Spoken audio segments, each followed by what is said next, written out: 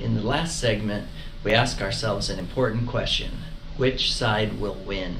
Meaning the primitive brainstem or the frontal lobes that control logic.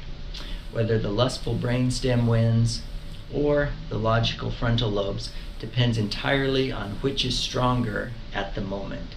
It's like two armies battling for control of your mind. You are the general who strategically places the army to win the war.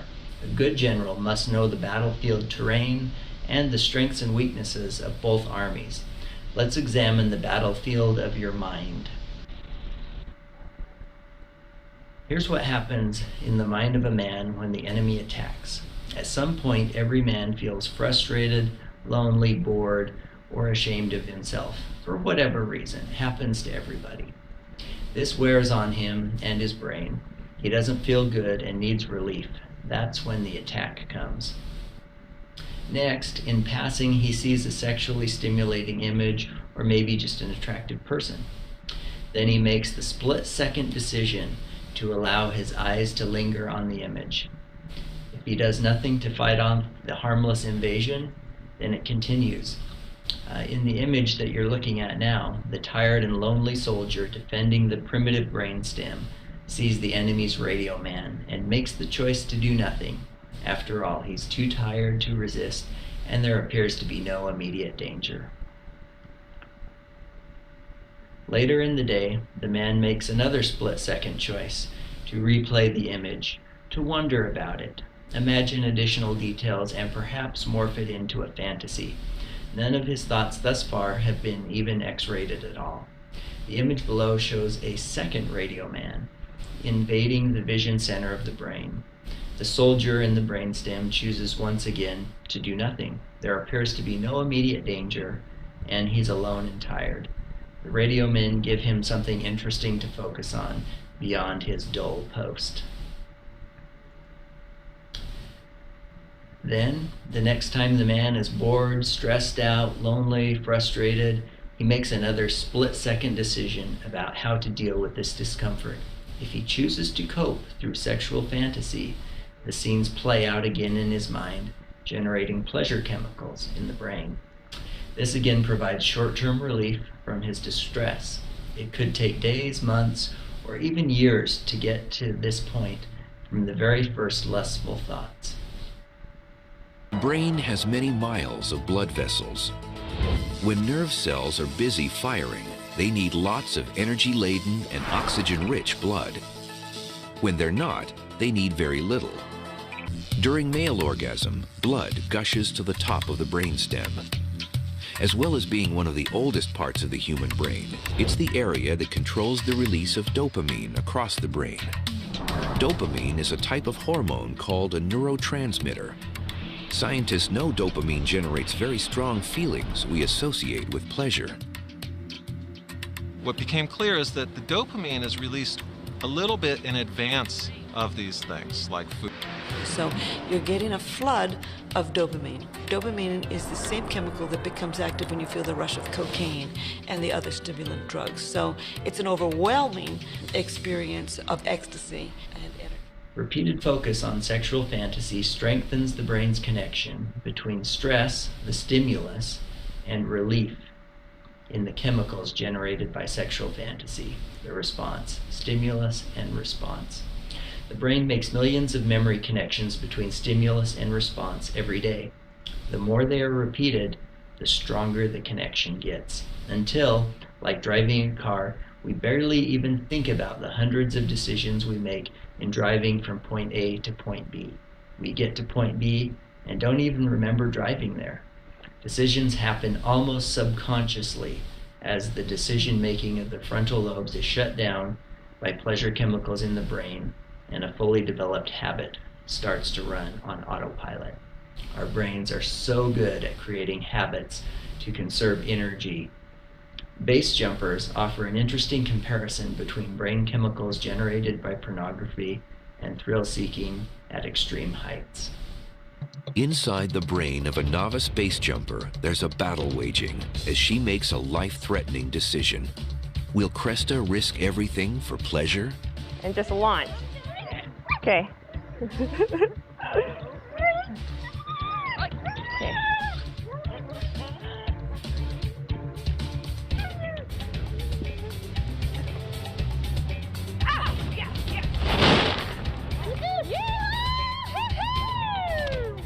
Clearly, the decision to jump means that the anticipated reward has won the battle between the good outcome and the potentially bad outcome.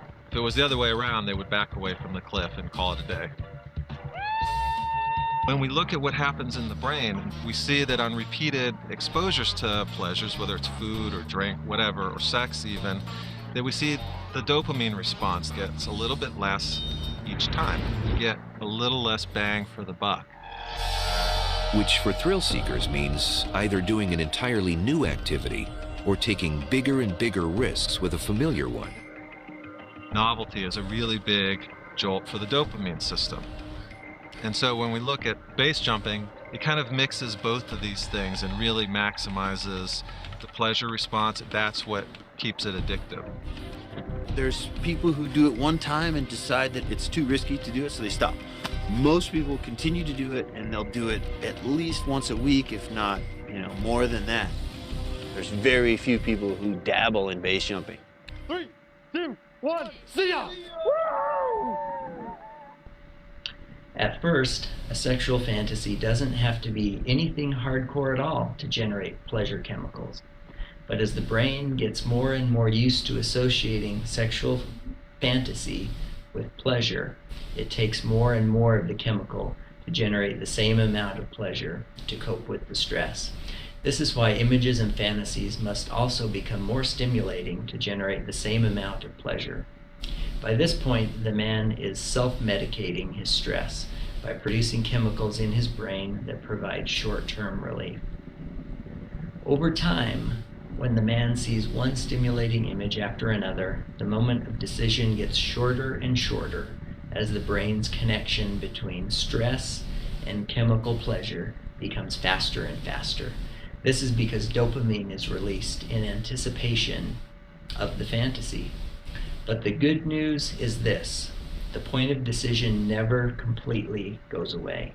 There is always a moment of decision, however brief, in which to redirect your thinking. This course explains how to repair the brain and increase that response time so logical decisions can win over base instincts. As we've mentioned before, pornography addiction is really a type of substance abuse illness, a chemical dependency. The individual is addicted to his own thoughts, which generate pleasure chemicals.